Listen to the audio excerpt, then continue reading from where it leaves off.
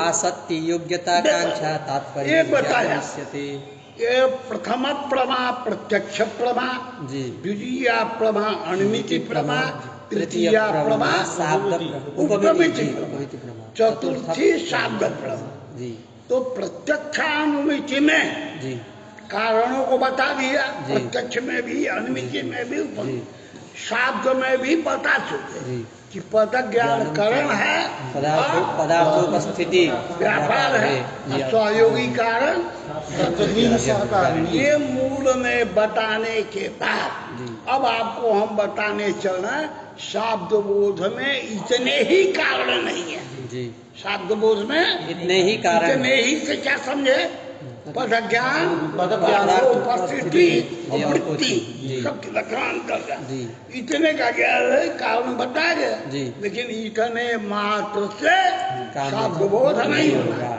किंतु आसक्ति ज्ञान, योग्यता ज्ञान, आकांक्षा ज्ञान भी कारण है। आकांक्षा योग्यता आपके तत्संग में भी आया जी। आकांक्षा योग्यता सन्निधिष्ट वाक्यार्थ ज्ञाने हेतु यहाँ कहा गया आसक्ति योग्यता कांक्षा तात्पर्य ज्ञानम इष्यते। आसक्ति को पहला रखा जी योग्यता जी आकांक्षा जी। और तात्पर्य। अब बाबू ये जो आसक्ति है योग्यता है सबके साथ में ज्ञान अंतिम में कहा गया ज्ञान पद को जोड़ना चाहिए जी। तो शब्द बोध है जी आसक्ति ज्ञानम का योग्यता ज्ञानम आकांक्षा ज्ञानम तात्पर्य ज्ञानम से कारण ये भी कारण जानना चाहिए समझना। चल आसक्ति योग्यता कांक्षा तात्पर्य ज्ञानम इष्यते कारणम आसक्ति रीति आसक्ति ज्ञानम योग्यता ज्ञानम आकांक्षा ज्ञानम तात्पर्य ज्ञानम च शाब्द बोधे कारणम। समझ में? जी गुरु जी। ठीक बाबू जी कंठ हो जाना चाहिए आगे सब बात जी। सोचने का जब निद्रा कम होने लगेगी ना तो जब पढ़ाएंगे तो याद रहता रहेगा, निद्रा का झोंका आता रहेगा। आम तत्व पठितवान मत्ता तत्ता जत्ता ये सब याद रहता है, ये नहीं आता कि पंक्ति में क्या लिखा है। चलो सन्निधानम तो पदस्य आसक्ति पहला है आसक्ति पहला आसक्ति ज्ञान योग्यता ज्ञान आकांक्षा ज्ञान तात्पर्य ज्ञान जी। तो प्रथम जो आसक्ति है वो क्या है? पदों का जी। सान्निध्य जी सन्निधानम तो घोट जी तत्र विद्यते है ना। पद हमारे यहाँ सब अलग है जी।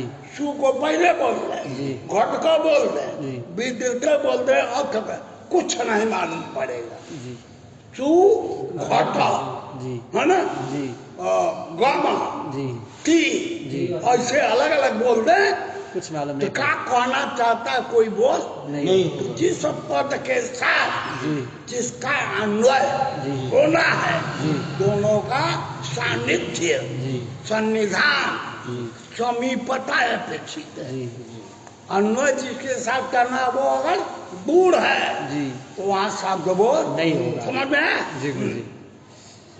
सन्निधानम तो पदस्य आसक्ति ही उच्यते। हाँ। तत्र आसक्ति पदार्थमाह सन्निधानम त्वीति। हाँ। अन्वय प्रतियोग्यनुपयोगी पदयोः अरे बाबा अनुयोगी लिख रहे बा अनुपयोगी नहीं लिख रहे बा। अन्वय प्रतियोग्यनुयोगी पदयोः अव्यवधानम आसक्ति ही। अन्वय शब्द का अर्थ है संबंध बाबा। जी गुरु जी। अन्वय शब्द का संबंध अर्थ है। हाँ और संबंध का एक प्रतियोगी होता है एक अनुयोगी होता है। प्रतियोगी कौन होता है? जिससे संबंध है सब जो रहने वाला है उसको आधे भी बोलते हैं जी। वृत्तिमान भी बोलते हैं जी वही प्रतियोगी है। जी जो आधे रहने वाला रहता है जो रहता है जो भी आप प्रयोग करो जी वह तो प्रतियोगी होता है जी। और जहाँ रहता है जी अनुयोगी उसी को आधार अधिकरण अनुयोगी शब्द से जैसे बाबू घटवद भूतलम जी किस संबंध से कौन कहाँ रहता है भाषित हो रहा है सम्यक दृश्य भूतल बोला, संयोग संबंध से घट भूतल में व्यास। अब आप बताए दो जी प्रतियोगी कौन है, अनुयोगी कौन है? प्रतियोगी घट हुआ, अनुयोगी भूतल हुआ। भूतल। इसी तरह से जी किस संबंध का ये प्रतियोगी अनुयोगी हो गया? संयोग संबंध। संयोग। घटत्व विशिष्ट बोल रहे हैं बाबा, जी घटत्व से विशिष्ट। जी किस संबंध से घटत्व से विशिष्ट घट होगा? समवाय संबंध। वो समवाय संबंध का प्रतियोगी कौन होगा? घटत्व और अनुयोगी घट होगा। हाँ, घट हुआ। जी तो इस तरह से प्रतियोगी वाचक पद, जी अनुयोगी वाचक पद का जी सान्निध्य भी जी आवश्यक है। समझ में आया? जी, जी। नहीं आया? आ गया। घटा भाववत भूतलम, जी या किस संबंध से कौन प्रतियोगी है, कौन अनुयोगी है? जी स्वरूप संबंध से घटाभाव प्रतियोगी है, भूतल अनुयोगी है। जी। ये समझ में आया? समझ लग गया ना बढ़िया? जी। तो इस तरह से नियम हो गया जी। प्रतियोग्य नियोगी वाचक पदयो सन्निधान। जी अव्यवधानम। सवेरे को दिया बाबू भूतल, जी दोपहरिया में को दिया घटा भाव।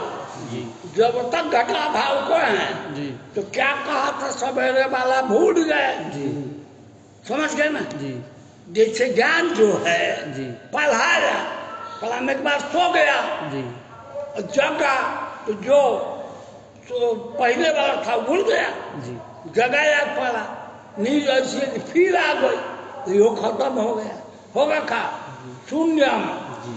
उसी तरह से प्रतियोग्य नियोगी वाचक पदयो जी सन्निधानम, याद रही? जी प्रतियोगी वाचक पद का और अनुयोगी वाचक पद का अगर सान्निध्य होगा तभी शब्द बोला। ठीक हो गया? जी चलिए। प्रति अन्वय प्रतियोग्य अनुयोगी पदयो हो अव्यवधानम आसक्ति। याद रहेगा इतनी छोटी सी पंक्ति? जी गुरुजी। अब बुद्धि आई तो नहीं। चलो आगे बढ़ो। तत् ज्ञानम शाब्द बोधे कारणम। उसका ज्ञान माने जी आसक्ति ज्ञान। क्या? आसक्ति ज्ञान। जी आसक्ति ज्ञान। पदार्थ भी सन्निधान वाचक हो गया, जी। सान्निध्य होना। जी इसका ज्ञान भी शाब्द बोधे कारणम। कारण है। चल क्वचिद क्वचिद व्यवहितेपि अव्यवधान भ्रमात् शाब्द बोधात् इति केचित्। क्यों? कि उनके पदार्थ के एक साथ उपस्थित होने पर भी क्या अव्यवधानात होगा? जी गुरुजी।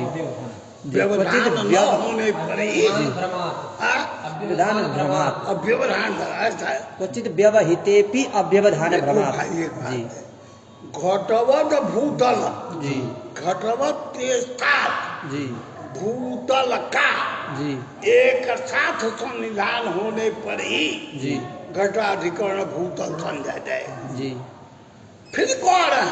जी ऐसा होता है कि विशेष वाचक पद जी। पहले बोल दिया, जी। श्लोकों और बनाते हैं, जी अब विशेषण वाचक पद बाद में बोल दिया, जी बीच में दूसरा छंद के लिए भंग करने के लिए जी और वह जिसके साथ बोध अपेक्षित है जी उसके साथ जी उच्चारण नहीं है। क्योंकि श्लोक नहीं बनेगा। जी समझ रहा जी खोपड़ा जी में? समझ आ छंद गया। भंग हो जाएगा। हाँ जी। तो वैसे जगह पर हम लोग अन्वय करते हैं, श्लोक वगैरह में सुने हो गए जी जी गुरुजी। कि ये क्रियावाचक पदे कर्तावाचक पदे जी।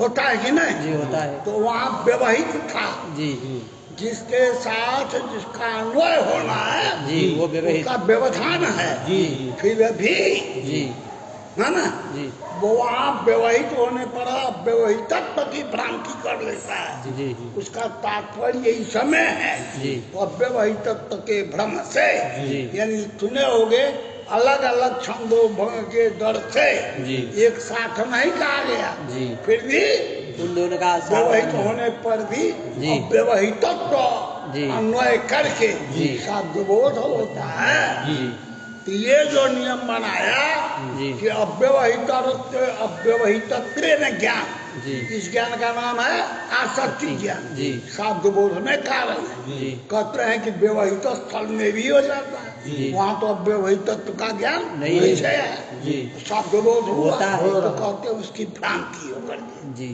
समझ में आ जाता है जी। कि ये अव्यवहित है। जी। उच्चारण व्यवहित है, जी। लेकिन ज्ञान हो गया अव्यवहित। तो भ्रम हो गया ना। जी। तो अव्यवहित तो भ्रमात् शब्द बोधात्।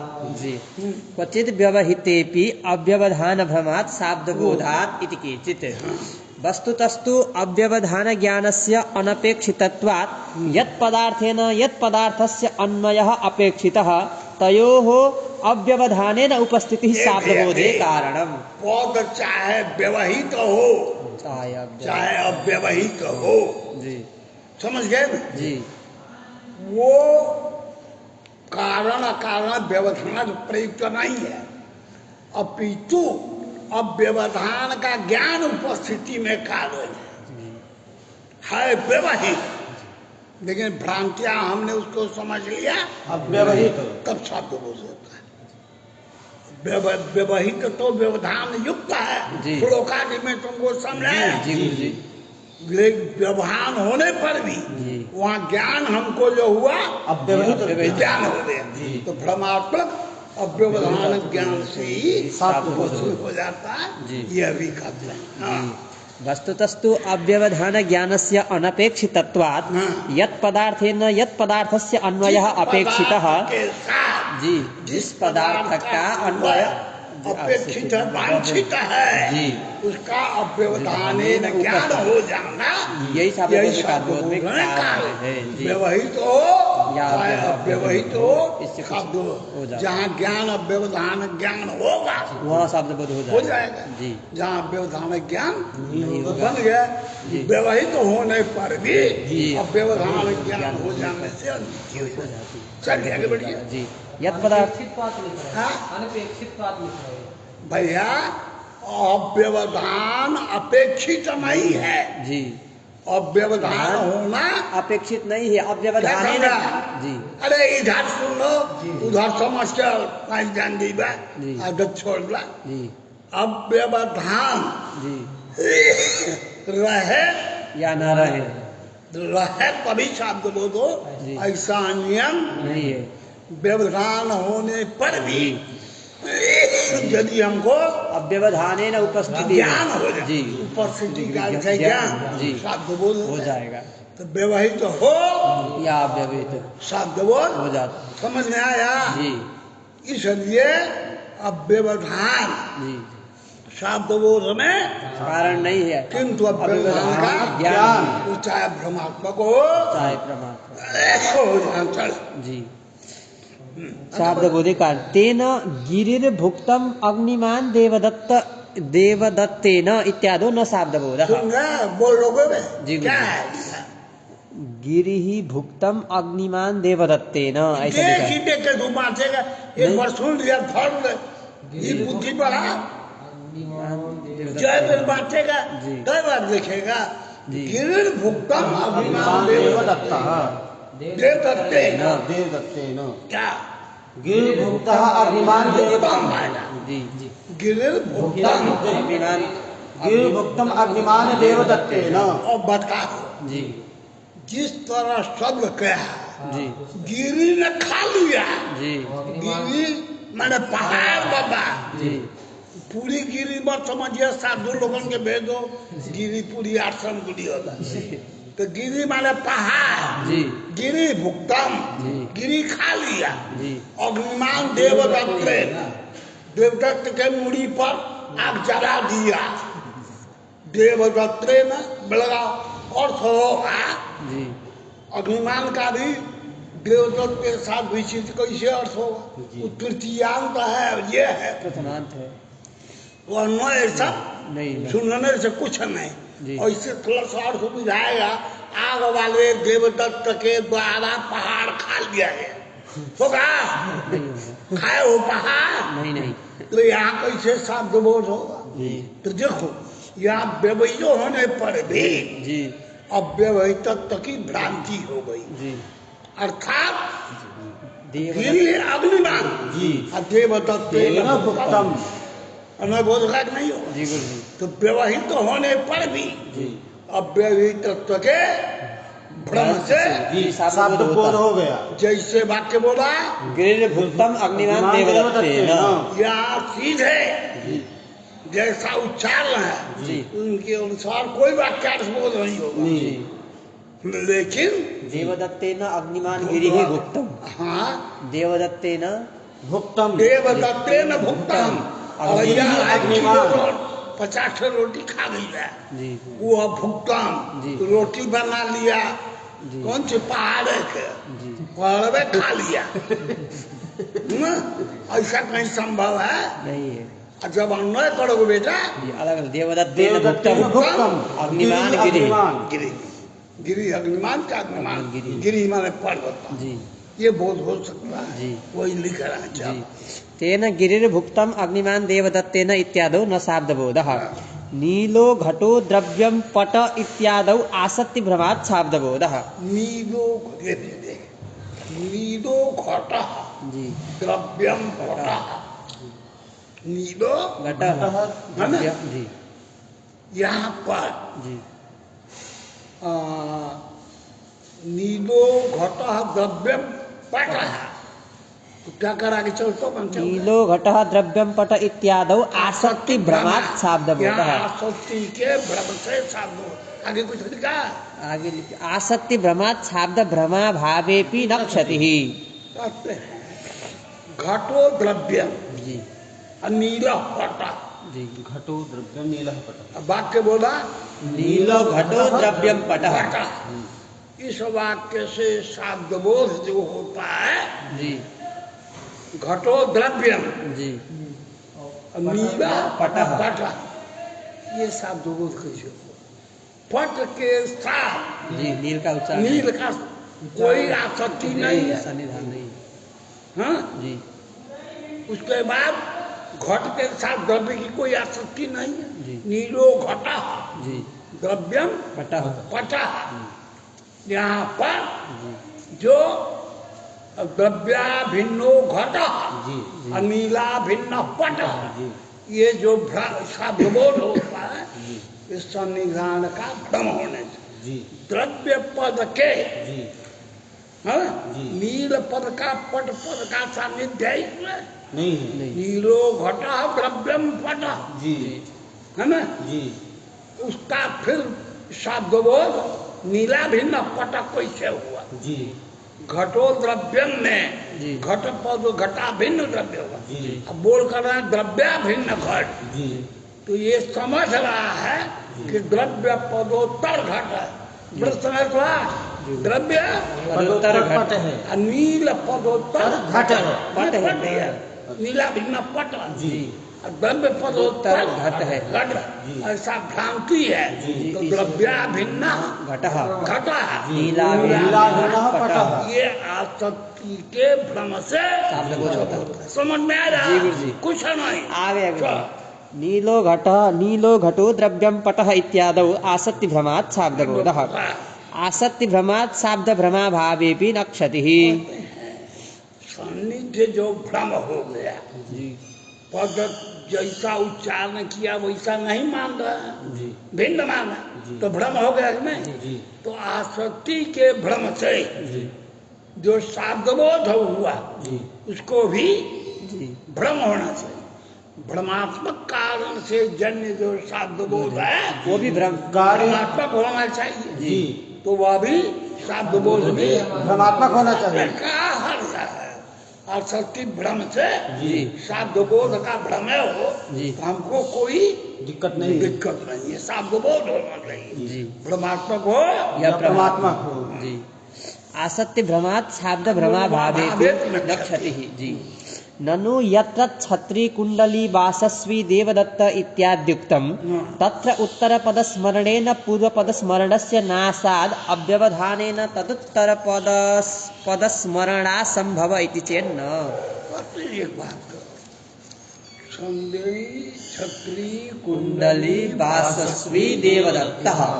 यहाँ जी छत्रवद भिन्न जी कुंडलवद भिन्न अभिन्न लगा जी जी, जी, जी वस्त्रवदभिन्न न कुंडलवदभिन्न वस्त्रवद भिन्ना देवदत्ता। जी खंड खंड तीन ठो वाक्य होता है। जी छत्रवद भिन्ना देवदत्तः कुंडलवद भिन्ना और वस्त्रवद भिन्नः देवदत्तः। विशेषण ज्ञान विशिष्ट बुद्धि में कारण है। जी विशेषण ज्ञान विशिष्ट बुद्धि में कारण। नील का ज्ञान जब रहेगा जी तभी नील विशिष्ट घट को हम ज्ञान। समझेंगे। जी गुरु जी। नील पदार्थ नहीं जानते तो नील विशिष्ट नील घट भी नहीं जानते। जी तो विशेषण ज्ञानाधीन जी विशिष्ट विशिष्ट विषय का शब्द बोल। और कोई भी ज्ञान जी क्षण दयावस्थाई है। जी जी तो पहले खंड सह जी वाक्यार्थ बोध होगा। जी छत्रवद भिन्ना जी कुंडलवद भिन्ना वासवद और तीनों विशेषण ज्ञान होने से जी छत्रवद भिन्न जी कुंडलवद भिन्न वस्त्रवद भिन्न देवदत्ता। देवदत्तः। ये साधु। विशिष्ट वैशिष्ट्य वकाली बोध होता है। जी तो विशेषण ज्ञान जब होगा जी तो वो ज्ञान 2 क्षण तक रहेगा।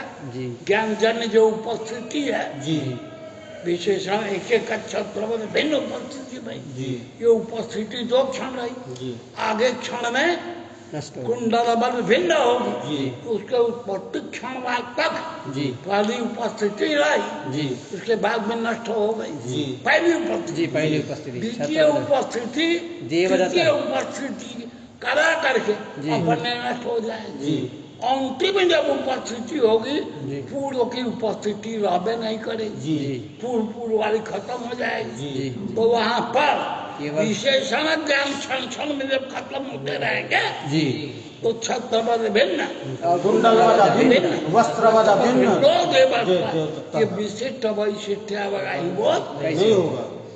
विशिष्ट वैशिष्ट्यावगाही बोध में जी विशेषणता अवच्छेद का प्रकार का ज्ञान कारण है। जी क्या नियम है?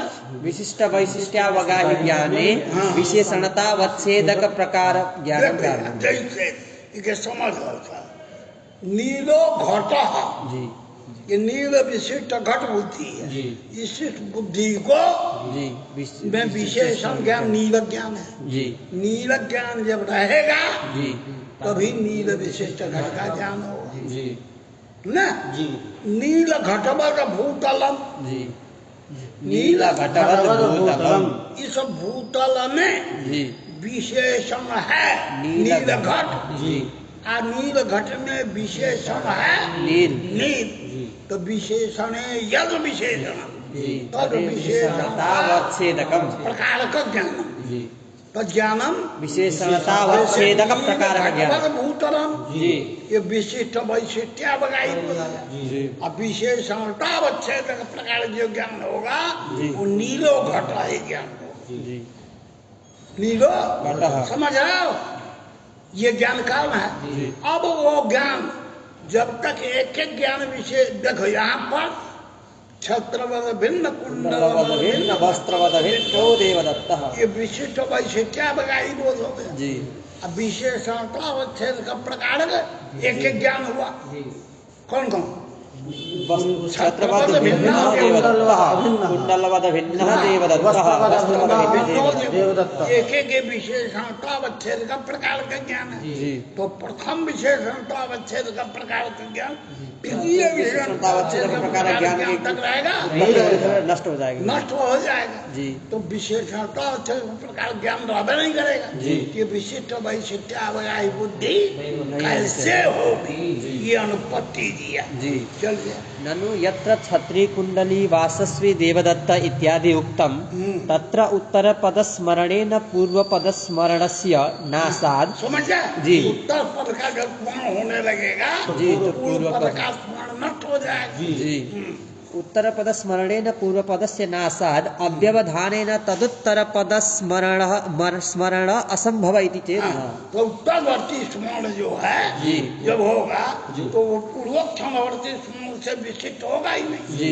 तो वहाँ कार्य का अनुभव कैसे बनेगा? जी इति चेन्न प्रत्येकपदानुभवजन्य संस्कारैः चरमस्य तावत् पदविषयकस्मरणस्य अव्यवधानेन उत्पत्तेः।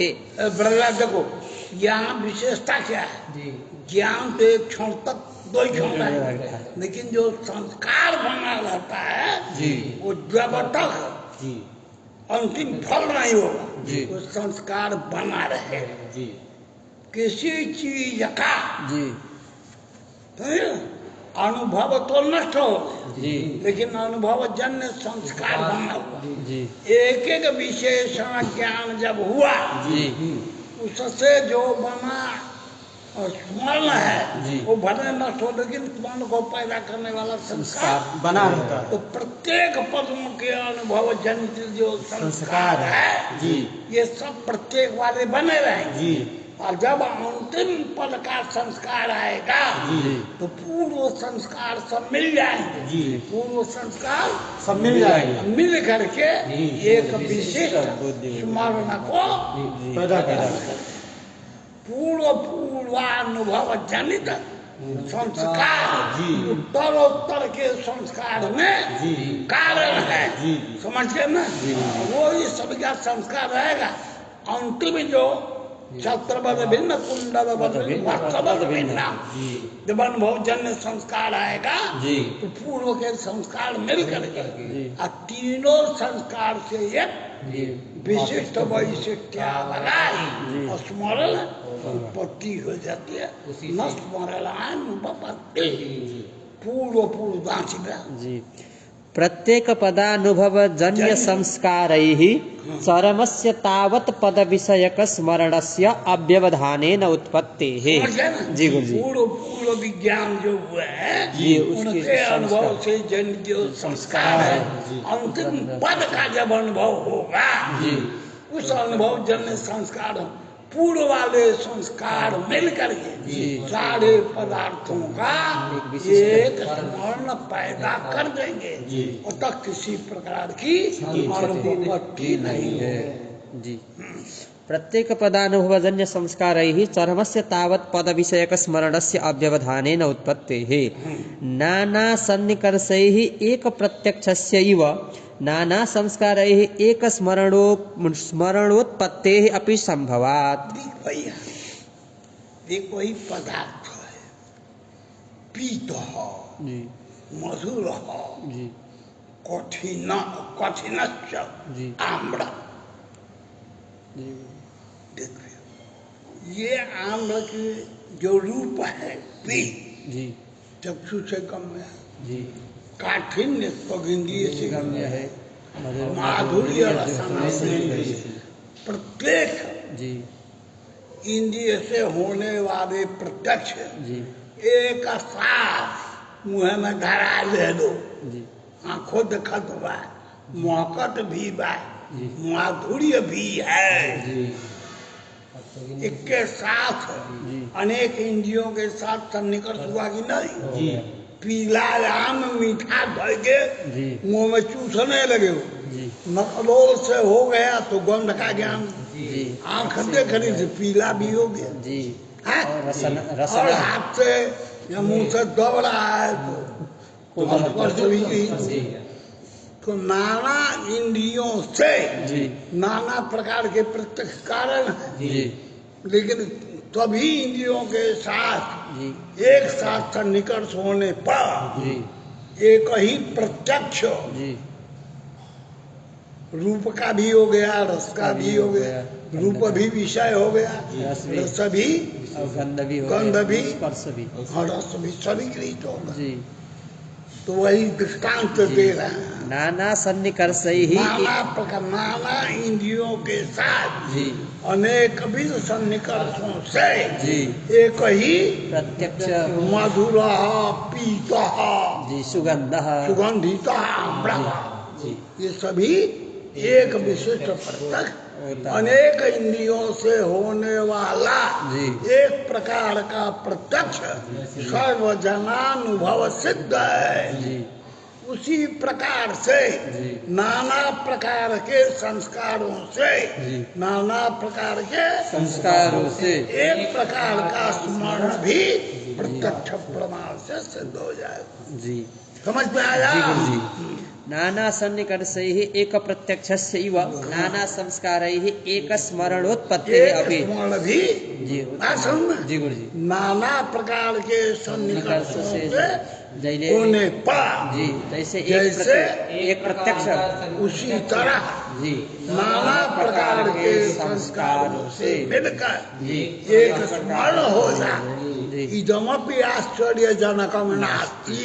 जी तावत् पद संस्कार सहित चरम वर्ण ज्ञानस्य उद्बोधकत्वात् वही उद्बोधक है जी नाना पूर्व वर्णों के जी अनुभव जन्य संस्कार के साथ जी अंतिम वर्ण का जब संस्कार जी आएगा जी। वही उद्बोधक उद्बोधक है उस विचित्र स्मरण के लिए।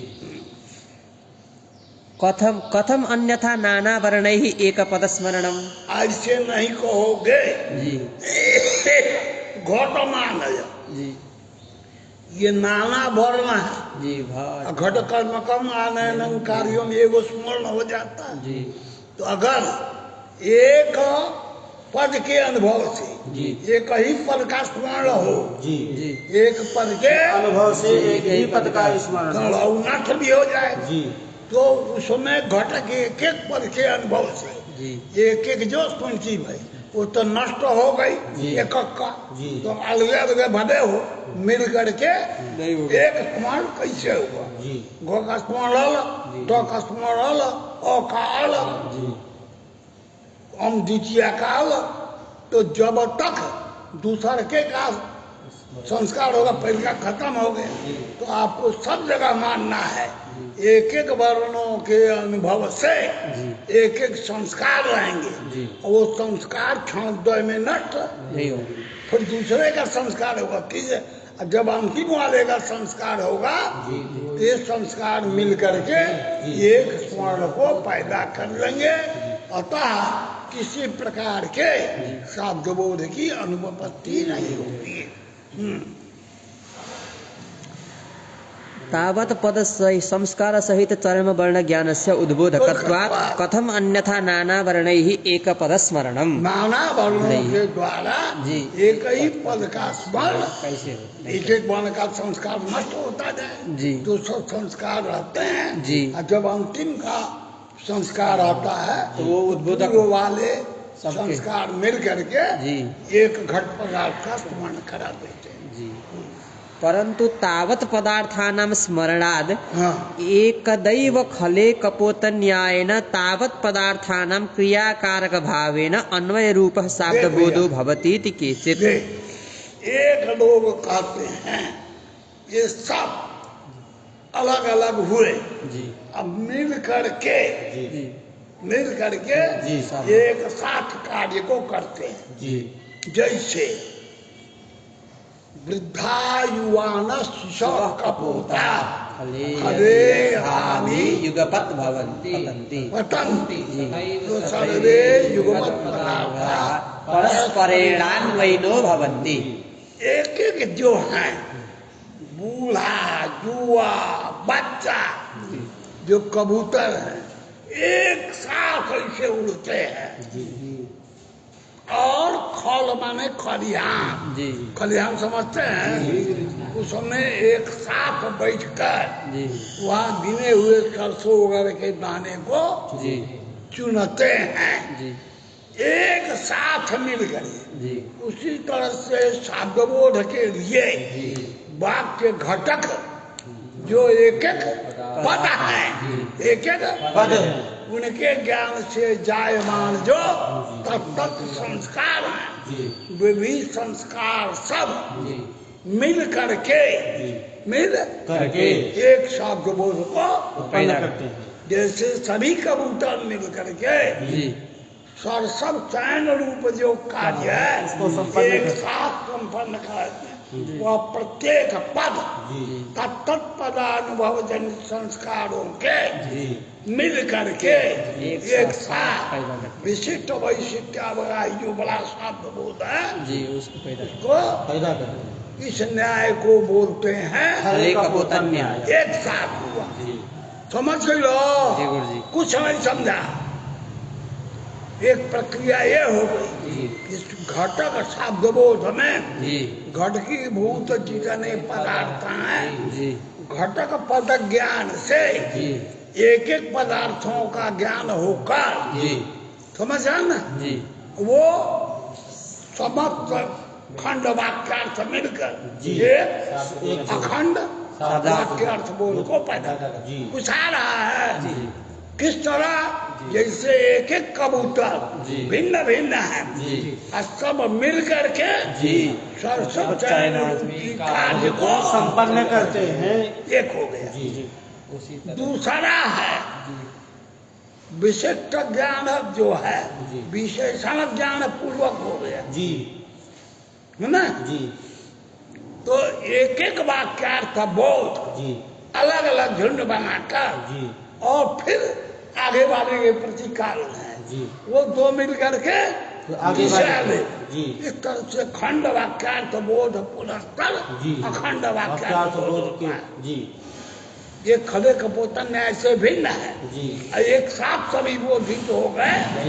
जी पहले वाले में खंड वाक्यार्थ बोध पुरस्तर जी। अखंड वाक्यार्थ बोध जी जी पहले वाले में तो खाली अखंड वाक्यार्थ बोध। जी जी सभी मिलकर जी जी मिलकर दूसरे वाले में खंड खंड वाक्यार्थ बोध पूर्वक अखंड वाक्यार्थ बोध आ जायते। जी।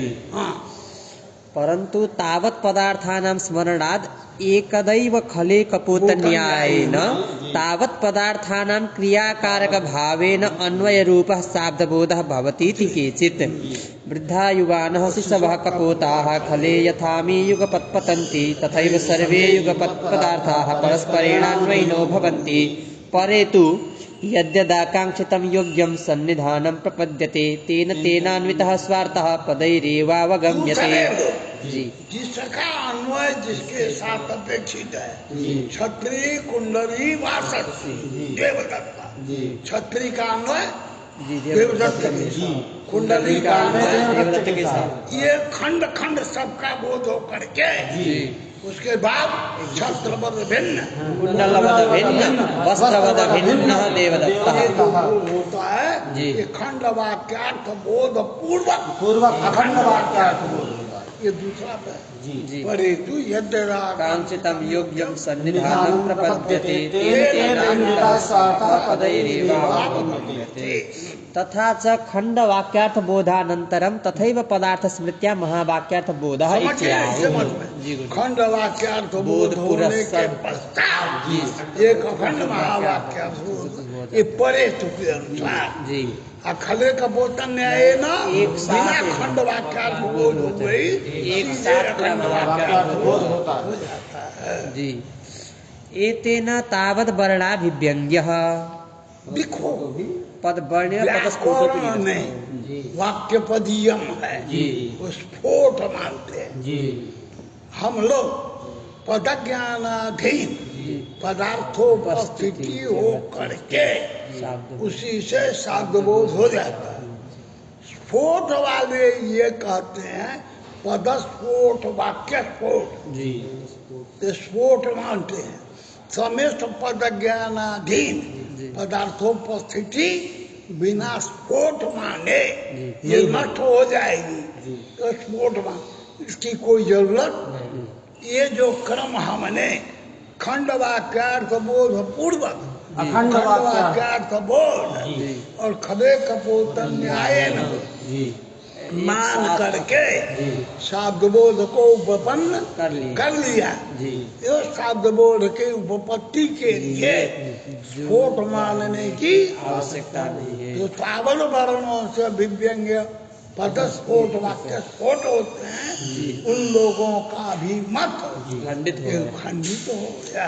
क्या कहते हैं सब इसको थोड़ा सा और बता दीजिए। स्फोट मानते थे जी पद ज्ञान हुआ जी पद ज्ञान एक पद ज्ञान होने पर जी पदार्थोपस्थिति हो जी वो नष्ट हो गया। जी दूसरे पद घटक पद का ज्ञान हुआ जी वो भी नष्ट हो गया। जी तो मिल करके जी शब्दबोध उपस्थिति तो मिली हुई एक साथ नहीं हुई नहीं तो कैसे मानेंगे। जी तो नैयायिकों ने कहा जी कि वह संस्कार से हो जाता है। जी जी जी उपस्थिति जो है एक ही होती है जी। संस्कार से। जी जी अब इस विषय में जी वैयाकरणों का कहना है जी। उपस्थिति शब्द एक साथ नहीं होगी, अच्छा, लेकिन एक स्फोट पैदा हो जाता है। उनके यहाँ संस्कार मानते हैं, इनके यहाँ स्फोट। स्फोट मानते हैं। जी। और वो जो स्फोट है वाक्यार्थ बोध करा देगा। यहाँ पर पदार्थोपस्थिति कराती है, वहाँ हाँ, स्फोट। स्फोट। जी तो स्फोट मानने की कोई जरूरत नहीं है। जी संस्काराधीन उपस्थिति हो जाने से ही जी। वाक्य शब्द बोध हो जाता है। स्फोट नामक अलग पदार्थ की कल्पना करना उचित जो नहीं वाक्य है। पर ये का जी उन्होंने किया है जी। वो भी ठीक कोई नहीं है। आवश्यक नहीं है। ठीक नहीं क्या निरस्ता, मैंने उसकी कोई आवश्यकता नहीं रही, जी ऐसा कहते हैं। एतेन स्फोट ग्रंथ है वो जी। जबरदस्त। यहाँ पर उपस्थिति माने संस्कार को कारण मानते हैं। संस्कार को मान लेने से जी जैसे अन्य जगह होता है जी। वैसे वहाँ भी हो जाएगा। कोई जरूरत नहीं है। अलग उसके लिए स्फोट कल्पना करने की नहीं है। जी और ये लोग कहते हैं संस्कार तो आपके मुंह से नष्ट हो जाएगा, जी तो बोध नहीं हो पाएगा। इसलिए पदस्फोट जी। वाक्य स्फोट जी जी समुदाय रूप में है, उसको ही कारण वो स्फोट नित्य है। जी जी। ब्रह्म रूप में बना रहेगा तो स्मरण ऐसा माने वैयाकरण हाँ का मतलब जी। वो भी मानने की कोई जरूरत नहीं है। हमने जो व्यवस्था दी जी एक स्फोट नामक जी। अलग पदार्थ कल्पना करने की आवश्यकता आवश्यकता नहीं। जी। बात समझ में आ गया? जी, जी। एतेन तावद् वर्णाभिव्यङ्ग्यः पदस्फोटोऽपि निरस्तः तत्तद् वर्णसंस्कारसहितचरम वर्णोपलम्भेन तद्व्यञ्जकेनैव उपपत्तेः इति। कि तत्त वर्णों का एक एक वर्ण के अनुभव, उस अनुभव जनित जो संस्कार जी जी। वो क्षण द्वय में नष्ट, नहीं होते। वो संस्कार बने रहेंगे जी और उत्तरोत्तर वर्ण के अनुभव जनित संस्कार आएगा जी, जी, उसके साथ उसके मिल संस्कार करके मिल करके जी। वाक्यार्थ बोध करा देंगे। जी। इसके लिए स्फोट कल्पना करने की की आवश्यकता नहीं है। समझ में आया? जी गुरुजी। तत्तद् वर्ण संस्कार सहित चरम वर्णोपलम्भेन तद् व्यञ्ज मन ज्ञान जी जो मन के ज्ञान से जी तलम्भेन तद् व्यञ्जकेनैव उपपत्तेः उसी इति। से स्वर्ण की उपपत्ति हो जाएगी। जी हम्म। इदं तु बोध्यं यत्र द्वारम् इत्युक्तं तत्र पिधेः इत्यादि पदस्य ज्ञानादेव बोधः न तु पिधानादि रूपार्थ ज्ञानात्। एक बात है, दूसरी बात अब कह रहे हैं। जी पीछे ही दरवाजा खुला हुआ है जी ना? जी वहाँ हमने पीछे ही शब्द का प्रयोग किया, जी तो पीछे ही जंगला नहीं बंद करने जाएंगे। द्वारम की द्वारम पीछे ही, ये द्वार इसको अत्याहार करते हैं। जी ठीक हुआ? जी तो ये पदाध्याय जी अर्थाध्याय है ना? जी विधे ही पद से ही जी द्वार कर्मक विधान रूप अर्थ का बोध हो जाता जी है ना? जी वहाँ पर पद का अध्ययन करने की आवश्यकता नहीं। अन्य लोग कहते हैं विधेयी कहने पर द्वार पद का अध्ययन होता है। जी अध्याय द्वार पद से जी द्वार पदार्थ की उपस्थिति है। जी क्रियावाचक विधेयी पद से पिधान की उपस्थिति होती तो द्वार कर्मक विधानम। ये शब्दाध्याय है बाबू। जी जी जी द्वार पद का अध्ययन करके अध्याहृत पद हो गया द्वार, जी। पदार्थ हो गया द्वार, जी। द्वार पदार्थ हो गया, अब विधान क्रिया हो गई। ये बोधित। कोई लोग कहते हैं नहीं विजयी का कोई अध्ययन होने की जरूरत नहीं है ना? वहाँ पर अर्थई का अध्ययन हो जाता है, असाध्य बोध। पदाध्याय उपस्थित जो बोध नहीं है, जी। पदाध्याय अर्थाध्याय। कोई लोग पद का अध्ययन करके जी। अध्याय पद के अर्थ की उपस्थिति करके साधु बोध मानते हैं, और कोई लोग अर्थवाद का अध्ययन होता है। पद का अध्यार नहीं होता। इसी बात को यहाँ कर यत्र द्वारम इत्युक्तम तत्र पिदेहि इत्यादि पदस्य ज्ञानाद एव बोधः। पद के ज्ञान से ही शब्द बोध होता है। पद का ध्यान करिए। पदाध्याहार हाँ, पदार्थ सीधे नहीं होगा। जी हाँ। न तो पिधानादि रूपार्थ ज्ञानात्। विधानाधिरूप अर्थक ज्ञान ही होगा। पीछे ही पद का ध्यान नहीं होगा। ऐसा नहीं कर सकते। चलो बात हो। पदजन्य तत्तत् पदार्थोपस्थितेः तत्तत् शाब्दबोधे हेतुत्वात्। शाब्द बोध में पद ज्ञान जन्य पदार्थोपस्थिति कारण है। ये न केनचित प्रकारेण पदार्थ का ज्ञान हो तो शाब्द बोध में कारण नहीं बनेगा। अध्याहार से ही विधान रूपी कोई पद का ध्यान नहीं हुआ तो वह शब्द बोध नहीं होगा वहाँ। समझ गए। पदजन्य पदार्थोपस्थिति नहीं होगा। जी गाय को देखा जी तो वहाँ गौ का शब्द बोध नहीं होगा। जब दक्ष होगा। समझ गया। जी उसी तरह से द्वारम खाली कहने पर जी जो द्वार कर्म का विधान अर्थ शब्द होता है जी वहाँ पर जी केवल विधान जी लब्ध नहीं होता। जी अध्याहार विधान का अर्थ का अध्याहार नहीं होता। समझा। जी किंतु जी पिधान पद का अध्याहार करके जी और उसके द्वारा विधान अर्थ बोधित होता है। तब शब्द द्वारा बोध। विधान अर्थ बोधित होता है। तो पद ज्ञानाधीन जहाँ पदार्थोपस्थिति होती है वही शब्द बोध में कारण होगा। वही शब्द बोध होता है। जहाँ सीधे यहाँ पदार्थ पर सीधे पदार्थ ज्ञान हो गया वहाँ शब्द बोध नहीं होगा।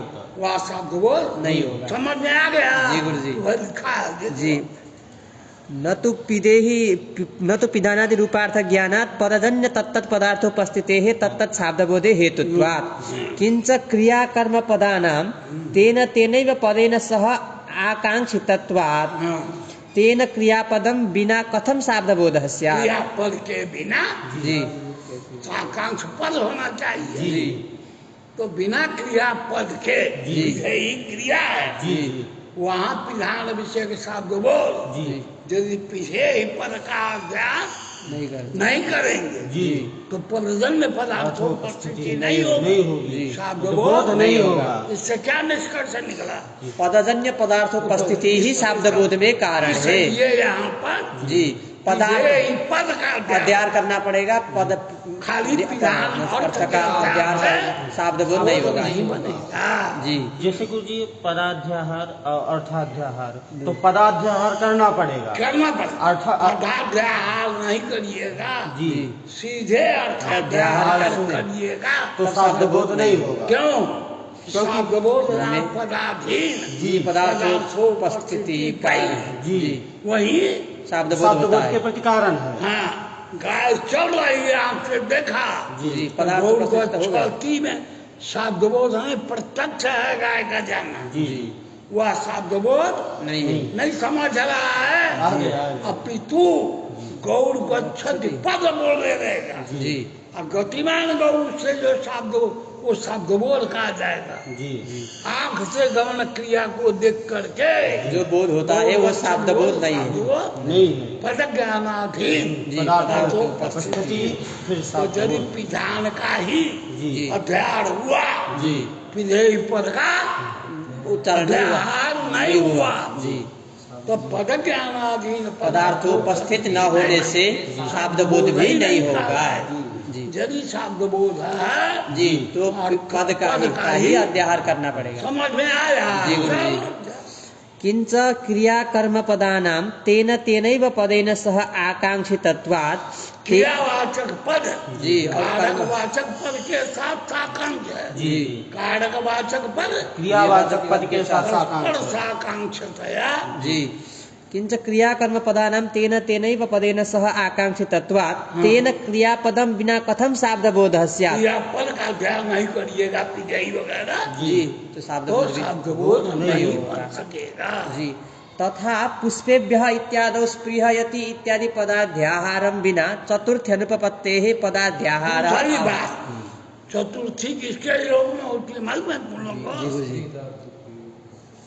स्पृहेरिप्सिता ऐसा सूत्र है गुरुजी। तो स्प्रिया अर्थ में जी तो स्प्रिय धातु का योग रहेगा जी तभी पुष्पेभ्यास प्रियति जी ये प्रयोग होगा। जी समझ गए? जी बिना जी स्प्रिय धातु स्प्रिया के के जो के नहीं हो जी तो स्प्रिय धातु का अध्ययन करेंगे जी तभी पुष्पेभ्यास ये चतुर्थी बनता है। करता है ये शब्द बोलो। होगा जी। केवल अर्थ का अध्ययन करें मात्र से चतुर्थी नहीं है। इसलिए नहीं वो भी प्रयोग करना ही पड़ेगा। जी जी प्रिय धातु जो पद है जी उसके योग में ही चतुर्थी विभक्ति होगी। पुष्पेभ्यास स्प्रियति ये चतुर्थी है जी। यह बन नहीं पाएगा। जी जी गुरुजी इतना याद। हाँ, हो गया। चलो।